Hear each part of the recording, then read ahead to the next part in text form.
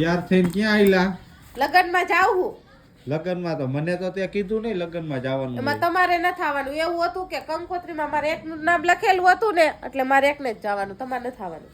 ઠીક. એવું કોણ હતું તારું એકનું નામ લખ્યું?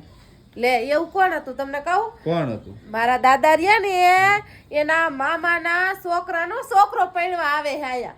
તે તને ઓળખે ને મને ન ઓળખે? ના તમને કોઈ ન ઓળખે, મને ઓળખે નહીં એટલે હું જાઉં જો. અને કાંઈ તમારું નામ નથી ને એટલે તમારે ન થવાનું હો. તો ચાંદલો કેટલો કરાવીશ? 100 રૂપિયાનું ખાઈશ ને 200 રૂપિયા લખાવીને આવીશ.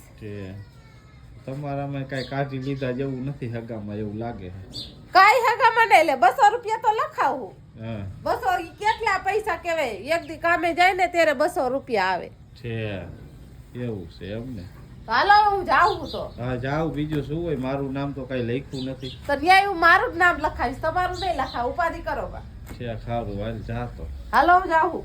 હા મિત્રો, વિડીયો ગમ્યો હોય તો લાઈક શેર ને કોમેન્ટ કરવાનું ભૂલતા નહીં. ને યુટ્યુબમાં જોતા હોય તો સબસ્ક્રાઈબ કરજો, અને ફેસબુકમાં જોતા હોય તો ફોલો કરજો, ઇન્સ્ટામાં જોતા હોય તો ફોલો કરી દેજો. જય માતાજી, જય વેલનાથ.